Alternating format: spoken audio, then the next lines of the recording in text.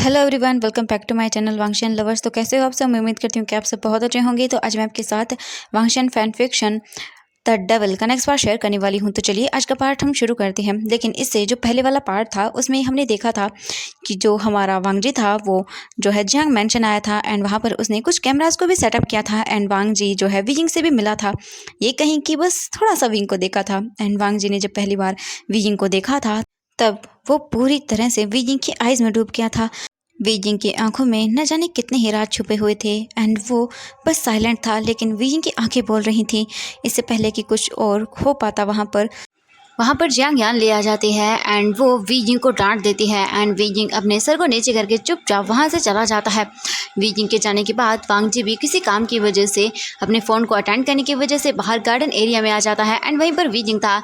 लेकिन Jiang Cheng के कुछ फ्रेंड्स वीजिंग को बुली करने लगते हैं, ये बोले कि उसके साथ मिसबिहेव करने लगते हैं। वांगजी कैसे भी करके अनजाने में ही वीजिंग को बचा लेता है। दैन नेक्स्ट मॉर्निंग को वीजिंग किचन में वापस जाता है एंड वो देखता है कि उसकी ओल्ड आंटी ने उसके लिए कुछ चीज़ें प्रिपेयर कर दी है एंड वीजिंग खुश हो जाता है। उसके बाद वो आंटी बोलती है, वीजिंग जाओ तुम एक काम करो, खुद अपने आप को फ्रेश करके आओ, ठीक है। वीजिंग अपने रूम में जाता है, वापस अच्छे से फ्रेश अप होता है एंड फिर वो उन फ्लावर्स को देखता है। लेकिन अब वो फ्लावर्स धीरे धीरे करके बोल सकते हैं मुरझा रहे थे। आखिरकार वो कितनी ही देर तक फ्रेश रहेंगे, लेकिन वीजिंग इग्नोर करता है सब चीज़ों को एंड फिर वो चला जाता है वापस। जब वापस आता है तो देखता है कि सभी लोग जो है वो एक एक करके आना शुरू हो गए थे। वीजिंग भाग कर जाता है एंड वो किसी के लिए कॉफ़ी बनाता है, किसी के लिए चाय बनाता है एंड किसी के लिए जूस बनाता है।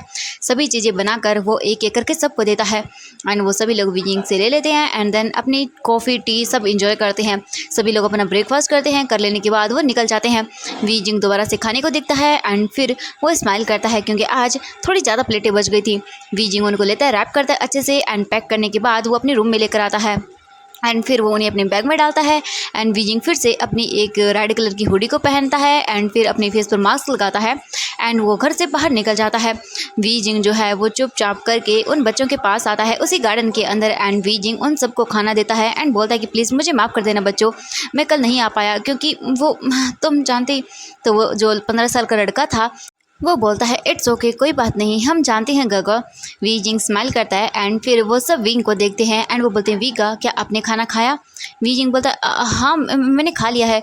लेकिन वो वीजिंग की हिचक को देखकर समझ जाते हैं कि वीजिंग ने खाना नहीं खाया। तो वो बोलता है, गगा क्या आप हमारे साथ खाना पसंद करेंगे? वीजिंग ये देखकर उन बच्चों को देखता है और बोलता है, नहीं बच्चों, मैं तुम्हारे लिए लेकर आया हूँ। लेकिन वो जिद करते हैं तो फिर वीजिंग भी उनके साथ थोड़ा सा खाना खाता है क्योंकि वो जानता है बच्चे को भूख ज़्यादा लगती है एंड वीजिंग कंट्रोल कर सकता है अगर वो नहीं भी खाएगा तो, क्योंकि वीजिंग ने आज अपने हिस्से का खाना भी इन्हीं बच्चों को दे दिया था। वीजिंग फिर चुपचाप करके उनके साथ थोड़ा सा खाना खाता है और बोलता है कि अब मुझे जाना होगा। तो वो जो बच्चे थे वो बोलते हैं हाँ ठीक है। इसके बाद वीजिंग वहाँ से निकल जाता है। वीजिंग वापस भी मेंशन नहीं जा रहा था, लेकिन तभी अचानक से वो रुक जाता है एंड वीजिंग को कुछ याद आता है एंड वीजिंग फिर एक फेस पर स्माइल करता है एंड वो वहाँ से सीधा पैदल ही निकल जाता है एक ब्रिज की ओर। वीजिंग एक ब्रिज के पास आता है एंड वो नीचे की ओर देखता है एंड उसे ये जगह बहुत पसंद है। वीजिंग जब भी अकेलापन फील करता है या कुछ भी उसे लगता है ऐसा तो वो इसी ब्रिज के पास आता है एंड वो यहीं पर खड़ा रहता है। तभी अचानक से बहुत तेज़ बारिश होने लगती है एंड वीजिंग अपनी आइज़ को बंद कर लेता है एंड उन बारिश की बूंदों को अपने ऊपर गिरने देता है। तभी वीजिंग अपने फेस से जो हुडी थी जो उसके सर पर थी वो उसे भी हटा देता है एंड वो उसके फेस पर जो मास्क था उसे भी हटा देता है एंड वो ऐसे ही करके बारिश में भीगने लगता है। वीजिंग जैसे मानो उसे बारिश इतनी पसंद हो कि वो सब भूल गया था। वीजिंग फ्रीली इधर से उधर घूम रहा था, अपनी ही धुन में मगन था क्योंकि उसे बहुत कम टाइम ऐसा होता था कि जब वो कहीं अच्छा फील करता था एंड वीजिंग के लिए ये प्लेस बहुत ब्यूटीफुल है। वीजिंग सब चीज़ों को देख रहा था क्योंकि यहाँ से बोल सकते हैं ऑलमोस्ट आधी सिटी दिख रही थी एंड ये बोले कि ब्रिज काफ़ी ऊंचाई पर भी था एंड ये बहुत ब्यूटीफुल था एंड जो उसके नीचे रिवर थी, रिवर ही नहीं बोलेंगे, एक टाइप का समुद्र ही बोलेंगे क्योंकि बहुत बड़ी थी वो रिवर एंड वीजिंग को बहुत अच्छा लग रहा था। वीजिंग सारी चीज़ें देख रहा था एंड बारिश हो रही थी। वीजिंग जो है अपने पैरों से कुछ जो मतलब उसके पैरों के अंदर कंकड़ पत्थर जो भी आ रहे थे वीजिंग उन्हें किक कर रहा था एंड स्माइल कर रहा था एंड इधर से उधर घूम रहा था। वहीं हम देखते हैं एक कार के अंदर एक पर्सन बस वीजिंग को एक झलक देखने के बाद वो पूरी तरह से गुम हो गया था। वीजिंग उस बारिश के अंदर कैसे खेल रहा है, वो कितना ज़्यादा इनोसेंट लग रहा है एंड मतलब कैसे एक पर्सन इतना इनोसेंट लग सकता है, एक बच्चे की तरह बिहेव कर रहा था एंड वो पर्सन बस उसे देखकर पूरी तरह से mesmerize हो चुका था। हालांकि वो पर्सन उसके फेस को क्लियरली तो नहीं देख पा रहा था लेकिन वो समझ रहा था कि ये लड़का बहुत ज़्यादा ही ब्यूटीफुल है। एंड सच में न जाने क्यों उसकी नज़र ही नहीं हट रही थी। एंड ये पर्सन कोई और नहीं वांग जी था। वांग जी बस उस लड़के को देखता ही जा रहा था।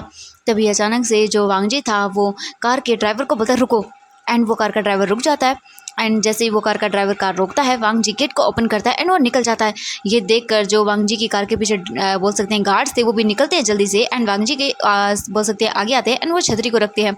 लेकिन वांग जी उनसे बोलता है कि नहीं यहीं रुको। एंड वो फिर समझ नहीं पाते हैं कि आखिरकार उनके बॉस को क्या हो गया है। लेकिन वो बॉस है तो वो क्या ही बोल सकते हैं। वांग जी धीरे धीरे करके उसी लड़की की ओर जाने लगता है। एंड वांग जी जो है उस लड़के के काफ़ी करीब पहुंच जाता है। वी जिंग का जो फेस था वो वांग जी की ओर नहीं था, उसकी पीठ थी। एंड वी जिंग उन बारिश की बूंदों के साथ खेल रहा था। तभी अचानक से, इससे पहले कि वांग जी वी जिंग को बुला पाता, तभी वहाँ पर जो है एक लड़का आता है भागते हुए और वो बोलता गगा। वी जिंग उसे देखता है और बोलता हाँ तुम यहाँ पर क्या कर रहे हो। तो वो जो लड़का छोटा सा था वो बोलता है गगा प्लीज़ जल्दी चलिए। वी जिंग उस लड़के को देखता है और बोलता है क्या हुआ शिव, मुझे बताओ। तो वो बोलता है गगा प्लीज़ चलिए ना, उसकी तबीयत बहुत ख़राब हो गई आशियन की। ये सुनने के बाद जब वो बोलता है वी जिंग तो क्या आशियन आशियन को क्या हुआ है। तो वो बोलता पता नहीं उसे क्या हो गया, अचानक से उसे बहुत फीवर हो गया है। गग गग प्लीज़ चलिए जल्दी से। वीइंग बोलता हाँ हाँ ठीक है। एंड वीजिंग उस लड़के का हाथ पकड़ता है एंड उसे वहाँ से ले जाता है। एंड वो दोनों भागते हुए जा रहे थे एंड वांग जी चुपचाप बस देखता रह जाता है। तभी उसका गार्ड आता है और बोलता है सर आप ये। वांग जी उसको देखता है और बोलता है कुछ नहीं। एंड फिर वो वापस से अपनी कार में आता है। वांग जी पूरा भीग गया था, लेकिन वो कार के अंदर बैठने के बाद वो ड्राइवर से बोलता है चलो। एंड देन कार चल रही थी एंड वांग जी सोच रहा था उसे क्या हो गया था, क्या वो पागल था, मतलब क्या क्या सोच कर गया था वो बाहर। वांग जी को कुछ समझ नहीं आता, लेकिन वांग जी चुपचाप जो है वो बैठा रहता है एंड अपनी सोच में गुम था। आज पहली बार उसे किसी पर्सन को देखने के बाद अजीब सा फील हुआ था। सच में वांग जी अपनी मतलब कहाँ खो गया था उसे भी नहीं पता था। वांग जी ऐसे ही करके अपने ऑफिस आता है एंड सीधा वो अपनी प्राइवेट लिफ्ट से अपने ऑफिस रूम में चला जाता है एंड अपनी जगह बैठ जाता है एंड काम को करने लगता है। लेकिन बार बार उसे वही पर्सन का फेस मतलब वो याद करने की कोशिश कर रहा था, मतलब अच्छे से क्लियरफाई कर रहा था कि वो कैसा दिखता होगा। लेकिन वांग जी पूरा अच्छे से क्लियरली तो याद नहीं रख पा रहा था कि, लेकिन हाँ उसे कुछ कुछ तो समझ आ रहा था कि हाँ वो पर्सन बहुत ब्यूटीफुल है। ऐसे ही करके वांग जी जो है सोचता रहता है विंग के बारे में, लेकिन वो अपने काम पर ध्यान नहीं लगा पाता। वांग जी काफ़ी देर के बाद सोचता है कि सच में ऐसे तो वो पागल हो जाएगा। वांग जी फिर उठता है एंड वो सीधा जाता है अपने बोल सकते हैं वॉशरूम के अंदर, अपना फेस वगैरह वॉश करके आता है एंड फिर वो दोबारा से अपने काम पर अपना ध्यान लगाता है। एंड वांग जी इस बार अच्छे से अपने कॉन्सेंट्रेट के साथ काम को करता है। वहीं हम विंग को देखते हैं। विंग भागते हुए इस गार्डन में जाता है एंड टनल के अंदर जाता है। वीजिंग जल्दी से उस बच्चे को अपनी गोद में लेता है एंड वहाँ से वो हॉस्पिटल की ओर भाग जाता है। अब हम देखते हैं यहाँ से 2 घंटे बाद का सीन। वीजिंग पूरे 2 घंटे के बाद जो है वापस अपने घर लौटता है, यानी कि वी मैंशन में लौटता है। एंड वीजिंग डरा हुआ था क्योंकि उसे पता चल रहा था कि सच में मैडम यू उसे छोड़ने वाले नहीं है, क्योंकि वीजिंग पूरे 1 घंटा लेट था। वीजिंग जल्दी से घर के अंदर आता है एंड वो देखता है तो वहाँ पर कोई नहीं था। वीजिंग देखता है चारों तरफ एंड फिर वो जो ओल्ड लेडी थी वो आती है और बोलती वीजिंग देखता है उन्हें और बोलता है घर में कोई है क्या। ये सुनने के बाद जो ओल्ड लेडी थी वो बोलती है वीजिंग सच में बेटा तुम लेट हो। विंग बोलता हाँ मैं जानता हूँ आंटी, लेकिन क्या मैडम यू। तभी वो ओल्ड लेडी बोलती नहीं बेटा वो नहीं है एंड इस वक्त घर में कोई नहीं है, सभी लोग बाहर गए हुए हैं एंड उन्होंने कहा है कि वो लंच बाहर ही करेंगे सभी लोग। ये सुनने के बाद वीजिंग एक चैन की सांस लेता है, लेकिन फिर उसे बुरा लगता है एंड फिर वो देखता है और आंटी बोलती वी क्या हुआ। वींग बोलता है वो मुझे थोड़ा सा खाना चाहिए था वो मतलब। ये सुनने के बाद जो वो आंटी थी वो बोलती वीजिंग इट्स ओके कोई बात नहीं मैं बना देती हूँ। विंग बोलता लेकिन उन्हें पता चला तो वो बोलती वीजिंग इट्स ओके बेटा उन्हें कुछ भी पता नहीं चलेगा, ठीक है। ये सुनने के बाद वीजिंग स्माइल करता है और बोलता हाँ। इसके बाद वो आंटी बाद वीजिंग जो है वहाँ से चुपचाप चला जाता है अपने रूम की ओर, क्योंकि उसे फ्रेश अप होना था। वीजिंग फ्रेश अप होने के लिए अच्छे से अपने रूम में जाता है एंड वो बात लेता है एंड बात लेने के बाद ड्रेसअप होता है एंड जैसे ही वो अंदर आता है तो देखता है कि जो जियांग फेंगम्यान थे वो भी जो है सोफे पर बैठे हुए थे। वीजिंग जैसे उन्हें देखता है वो रुक जाता है अपनी जगह पर एंड जियांग फेंगम्यान जो है अचानक से जब किसी को देखते हैं वहाँ पर तो अपने फेस को ऊपर करते हैं एंड वो विंग को देखते हैं। जैसे ही वो विंग को देखते हैं तब वो तुरंत ही अपने फेस को साइड कर लेते हैं एंड वो उनके हाथ में जो कॉफ़ी का मग था उसे फेंक कर मारते हैं एंड बोलते हैं डिस्कस्टिंग एंड वो सीधा यहाँ से चले जाते हैं। वीजिंग उस टूटे हुए कप को देखता है एंड उसकी आंखों से आंसू निकलने लगते हैं, क्योंकि वीजिंग बहुत ही अच्छे से जानता था कि जियांग फेंगम्यान ने उसे डिस्गस्टिंग कहा है। वीजिंग चुपचाप अपनी आंखों में आंसू लिए हुए ही किचन में जाता है, वहाँ से कुछ लेकर आता है यानी कि साफ़ करने के लिए। वीजिंग वो कपड़ा लेकर आता है एंड वो फ्लोर पर बैठ जाता है एंड वीजिंग जो है वो उस फ्लोर को अच्छे से क्लीन करने लगता है। ऐसे ही करके वीजिंग उसे पूरे फ्लोर को क्लीन करता है एंड जब जितना टाइम वीजिंग ने फ्लोर को क्लीन किया, कंटिन्यूसली वीजिंग की आंखों से आंसू गिर रहे थे, लेकिन वीजिंग जो है अपने आप को किसी तरह से संभालता है। फिर वीजिंग जल्दी से उठता है एंड वो उठकर जो है वहाँ से चला जाता है अपने, बोल सकते हैं, किचन के अंदर। एंड किचन के अंदर जो आंटी थी उन्होंने थोड़ा सा खाना बना दिया था, वो खाना वीजिंग देखता है और बोलता है thank you so much aunty. Aunty बोलती वीजिंग इट्स ओके, कोई बात नहीं बेटा। वीजिंग वो खाना लेता है अच्छे से एंड वो सीधा निकल जाता है उसी पार्क की ओर नाइट में, वो भी छुपकर। वीजिंग छुपकर जो है घर से निकलता है एंड वो सीधा उसी, बोल सकते हैं, गार्डन में आता है एंड वो टनल में जाता है एंड वो खाना वो बच्चों को दे देता है। वो बच्चे विंग को देखते हैं एंड फिर वो थोड़ी सी स्माइल भी करते हैं।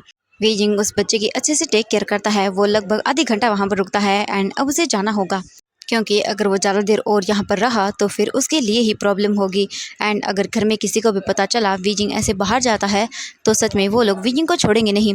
एंड वीजिंग फिर जल्दी से चुपचाप उन बच्चों के पास से निकल जाता है एंड जाते टाइम वीजिंग उन्हें थोड़े से पैसे भी देता है, जो कि वीजिंग ने बहुत ही मुश्किल से लिए थे, वो कि आंटी से लिए थे। वीजिंग उन बच्चों को वापस सभी चीज़ें देने के बाद वापस घर लौटता है एंड वीजिंग जब घर लौट रहा था तभी अचानक से उसे कुछ फील होता है। वीजिंग घर के अंदर ही जा रहा था अपने उस रूम के अंदर, तभी अचानक से उसे फील होता है कि कोई वीजिंग को उसके माउथ से पकड़ता है एंड पीछे की ओर खींच लेता है। वीजिंग इससे पूरी तरह से डर जाता है एंड वीजिंग को वो पर्सन खींचते हुए उसी रूम के अंदर धक्का दे देता है। वीजिंग सीधा जाकर उसी रूम के अंदर गिरता है एंड वीजिंग जैसे फ्लोर पर गिरता है वो सामने वाला पर्सन तुरंत ही डोर को बंद कर देता है। इस वक्त वीजिंग के रूम में पूरी तरह से अंधेरा था एंड वीजिंग को कुछ भी नज़र नहीं आ रहा था। तभी थोड़ी देर के बाद ही वीजिंग को कुछ फील होता है एंड वीजिंग जैसे ये चीज़ फील करता है वीजिंग पूरी तरह से डर जाता है, क्योंकि ये चीज़ वीजिंग के लिए बहुत ही डिफरेंट थी। कोई वीजिंग के नेक पर उसे लिक कर रहा था एंड उसे किस भी कर रहा था। वीजिंग को जब अपने नेक पर किसी के लिप्स फील होते हैं तब वो पूरी तरह से कांप जाता है। वीजिंग जो है वो हिल भी नहीं पा रहा था, उसे कुछ भी समझ नहीं आ रहा था, लेकिन वीजिंग जल्दी से अपनी बॉडी को मूव करने लगता है एंड वो उठने लगता है। लेकिन वो सामने वाला पर्सन वीजिंग के दोनों हाथों को पकड़ता है एंड उसके फेस को फ्लोर की ओर ही रखता है एंड वो उसे ऐसे ही करके फ्लोर पर पिन रखता है, पिन किए हुए रखता है। वीजिंग बहुत ही मुश्किल से बोलता है क्या कर रहे हो तुम, लेकिन वीजिंग इससे पहले कि कुछ और बोल पाता वो पर्सन जो है वीजिंग के नेक पर वार करता है एंड वीजिंग वहीं पर बेहोश हो जाता है। अब हम देखते हैं यहाँ से मॉर्निंग का सीन। वीजिंग जो है वो धीरे धीरे अपनी आइज़ को ओपन करता है एंड वीजिंग जैसे ही अपनी आइज़ को ओपन करता है तब उसकी पूरी बॉडी पेन में थी। विंग को ऐसा लग रहा था जैसे कि मानो वीजिंग के पूरे बॉडी पार्ट्स को किसी ने काट दिया हो। वीजिंग बहुत ही मुश्किल से थोड़ा सा मूव होता है एंड वीजिंग थोड़ा सा मूव करने की कोशिश करता है तो बुरी तरह से दर्द से कराता है। वीजिंग जो है वो कैसे भी करके बोलता है ये मेरे साथ क्या हो रहा है? मुझे मुझे बॉडी पेन क्यों हो रहा है। वीजिंग अपने आप को थोड़ा सा संभालता है, कुछ देर वो ऐसे ही फ्लोर पर लेटा रहता है। वीजिंग को धीरे धीरे फील होता है क्योंकि उसकी बॉडी से एयर थोड़ी सी टच हो रही थी। वीजिंग जैसे ये फील करता है तो वो पूरी तरह से कांप जाता है, क्योंकि वीजिंग पूरी तरह से फ्लोर पर नेकेड था एंड वीजिंग की बॉडी पूरी तरह से टूट चुकी थी दर्द के कारण। वीजिंग अपने आप को कैसे भी करके संभालता है एंड वो बहुत ही मुश्किल से अपनी आइज़ को पूरी तरह से ओपन करता है एंड पूरी तरह से अपनी आइज़ को ओपन करने के बाद वो अपनी पूरी बॉडी को देखता है एंड जैसे ही वीजिंग अपनी बॉडी को देखता है वो डर के मारे कांप जाता है एंड वीजिंग बहुत बुरी तरह से चिल्लाता है। वीजिंग की पूरी बॉडी पर लव बाइट के निशान थे एंड सच में वो बहुत ही बुरी कंडीशन में लग रहा था, जैसे कि मानो उसे पूरी तरह से किसी ने खा लिया हो। वीजिंग के बॉडी के ऊपर इतने ज़्यादा गहरे काटने के निशान थे जिन्हें देखने के बाद कोई भी पर्सन बता सकता था कि उसके साथ बहुत ही गलत हुआ है एंड जिसने भी विंग के साथ ये किया है वो पर्सन पूरी तरह से डेविल था। वीजिंग कैसे भी करके अपनी हिम्मत को इकट्ठा करता है एंड वो उठकर बैठ जाता है। वीजिंग उठने की कोशिश कर रहा था पूरी तरह से, लेकिन उसके लेग्स पूरी तरह से पेन कर रहे थे एंड शेक कर रहे थे। वीजिंग की पूरी बॉडी में मानो जैसे जान ही नहीं थी। वीजिंग कैसे भी करके थोड़ा सा सहारा लेता है एंड वो अपने आप को देखता है। वीजिंग अपने आप को देखने के बाद पहचान भी नहीं पा रहा था कि ये वो ही है। वीजिंग को तभी अपने पैरों के बीच में कुछ लिक्विड सा फील होता है। वीजिंग अपने कांपते हुए हाथों से बहुत ही मुश्किल करके जब वहाँ पर टच करता है तो वीजिंग हैरानी से देखता है, क्योंकि वहाँ पर कुछ चिपी चिपी सा था। वीजिंग देखता है एंड वो कांप जाता है। वी जिंग को कुछ भी आइडिया नहीं है कि उसके साथ कि क्या हुआ है, लेकिन वी जिंग को इतना ज़रूर पता है कि उसके साथ बहुत ही गलत हुआ है। वी जिंग की पूरी बॉडी को देखने के बाद वी जिंग मतलब कुछ भी समझ नहीं पा रहा था। उसकी बॉडी पेन एंड ये सब कब क्या। वी जिंग याद करता है कि अचानक से कोई आया था एंड वी जिंग को उसने फ्लोर पर पिन किया एंड कुछ उसने वी जिंग के नेक पर मारा था, जिस वजह से वी जिंग बेहोश हो गया था एंड अब वी जिंग पूरी तरह से दर्द से करा रहा था। वी जिंग ऐसे ही फ्लोर पर लेटा रहता है एंड वो बहुत बुरी तरह से रोता है। वी जिंग की आंखों से आंसू सूखने का नाम नहीं ले रहे थे। वी जिंग कंटिन्यूसली 4 घंटे तक रोता है। उसकी बॉडी में जान नहीं थी कि वो उठकर थोड़ा सा हिल भी पाए। वी जिंग के साथ जिसने भी ये किया था वो पूरी तरह से डेविल था। वी जिंग कुछ देर और ऐसे ही पड़ा रहता है। जब उसे थोड़ा सा ठीक महसूस होता है तो वी जिंग थोड़ा सा जो है अपने फेस को टर्न करता है एंड वो कैसे भी करके उठकर बैठ जाता है एंड जैसे ही वी जिंग उठता है उसकी कमर में एंड उसकी लोअर बॉडी में बहुत बुरी तरह से पेन हो रहा था। वी जिंग को अंदाज़ा भी नहीं था कि क्या हुआ है, लेकिन वी जिंग फिर संभालता है एंड टाइम को देखता है। जैसे वी जिंग टाइम को देखता है तब वो बहुत ही बुरी तरह से डर जाता है, क्योंकि अब अगर वो 2 मिनट और लेट हुआ तो फिर उसके बाद शायद वो जिंदा ही ना बचे।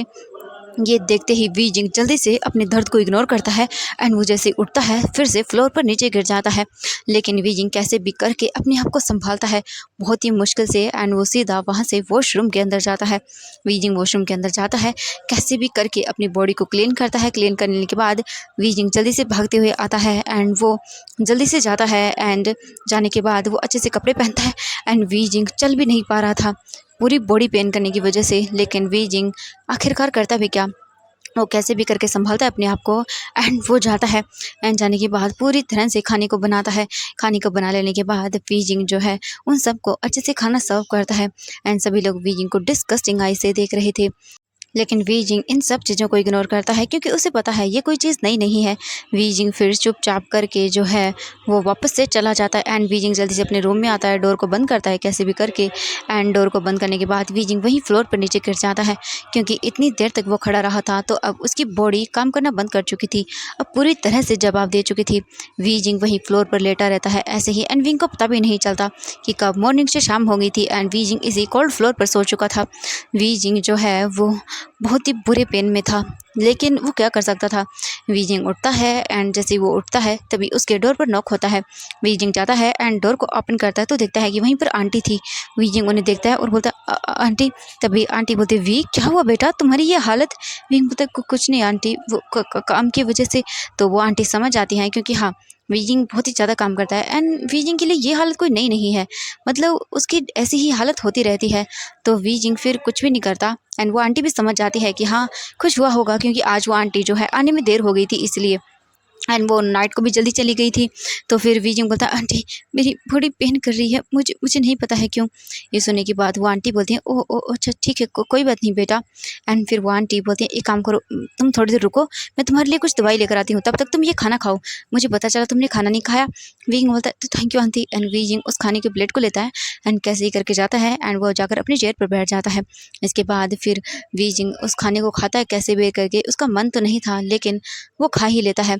वी जिंग खाने को खाता है एंड फिर तभी उसके डोर पर नॉक होता है। तभी वी जिंग जो है देखता है तो वहाँ डोर पर आंटी थी एंड वो आंटी डोर को ओपन करके अंदर आती है एंड वी जिंग को पेन किलर्स देती है और बोलते हैं वी जिंग बेटा तुम ये आधी ही लेना क्योंकि ये बहुत पावरफुल है।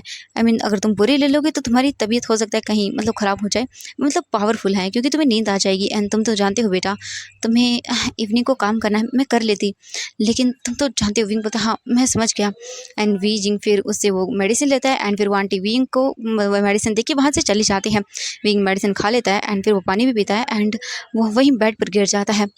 वी जिंग के लिए कुछ भी मतलब समझ ही नहीं था उसे कि क्या हुआ। वी जिंग को ऐसा लगा शायद किसी ने उसे मारा होगा बुरी तरह से, इसीलिए वी जिंग की ये हालत है, क्योंकि वी जिंग को फिजिकल इंटीमेसी या इन सब चीज़ों के बारे में कुछ भी नहीं पता है। वी जिंग चुपचाप करके वहीं पर लेटा रहता है एंड वी जिंग सोच रहा था कि उसके साथ ऐसा क्यों हुआ, क्यों वो पर्सन उसे इस तरह से मार कर चला गया। लेकिन अब वी जिंग के पास कोई और चीज़ें नहीं थी तो वी जिंग चुपचाप करके लगभग 2 घंटे तक सोता है क्योंकि उस मेडिसिन का असर हो गया था। एंड वी जिंग जब उठता है 2 घंटे बाद तो उसकी पेन मतलब बॉडी के अंदर थोड़ा पेन कम था एंड वी जिंग ने पूरी मेडिसिन ही खा ली थी। आंटी ने कहा था आधी ले, लेकिन वी जिंग ने पूरा ले लिया था, लेकिन फिर भी वो उठ गया था 2 घंटे बाद। एंड वी जिंग जब उठता है तो उसकी बॉडी में उसे पेन कम होता है। अब हम दूसरी तरफ देखते हैं लैंड मैंशन को। लैन मैंशन के अंदर जो लैन वांगजी था वो अपने रूम में था एंड वो सोया हुआ था एंड एक डॉक्टर उसे चेक करके सीधा वहाँ से चला जाता है। लैन सिचन रूम के डोर को बंद करते हैं एंड फिर वो जो है सीधा अपने डैड के पास आते हैं एंड वो देखते हैं उन्हें एंड वो अपने डैड को पूरी तरह से इग्नोर करता है क्योंकि लैन सिचन एंड वांगजी दोनों ही अपने डैड और मॉम को बिल्कुल भी पसंद नहीं करते हैं। हालांकि कहीं ना कहीं उसकी मॉम को तो वो करते हैं लेकिन उनके डैड को नहीं, क्योंकि जो ये इनके डैड हैं उन्होंने भी कुछ बचपन में ऐसा कर दिया था उनके साथ जिस वजह से लैन सिचन एंड वांगजी दोनों ही अपने डैड एंड मॉम से नफरत करते हैं। हाँ, मॉम से इतना नहीं करते लेकिन हाँ डैड से तो बहुत ज़्यादा करते हैं। लायन सिचन सीधा एक रूम के सामने जाते हैं, डोर को ओपन करते हैं एंड फिर वो अंदर चले जाते हैं एंड वो जो बेड पर एक पर्सन थी उसके पास जाकर बैठ जाते हैं एंड उसे देखते हैं।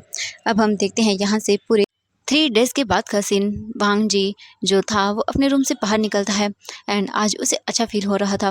वो जैसे बाहर आता है तो अपने गगा को देखता है और बोलते गगा चले। तो लैन से जन बोलते हाँ वांगजी ठीक है, तुम श्योर हो तुम ये करना चाहते हो? वांगजी बोलता है ऑफ कोर्स गा मैं करना चाहता हूँ। एंड क्या आपने उस पर्सन के बारे में पता लगाया? तो जो लैन से जन थे वो बोलते वांगजी नहीं पता है, उस बच्चे के सिर्फ 5 साल तक की रिपोर्ट है, इसके बाद वो बच्चा कहाँ है उसके बारे में नहीं पता है क्योंकि उन्होंने कभी बताया ही नहीं है। उन्होंने बस इतना कहा है कि उनका बेटा अब्रॉड स्टडी करने के लिए गया है क्योंकि वो वहाँ पर अपनी स्टडी को करेगा एंड देन फिर वापस आएगा एंड फिर वो अपने अदर चीज़ों को करेगा। मतलब उस बच्चे के बारे में कुछ पता ही नहीं है वांगजी।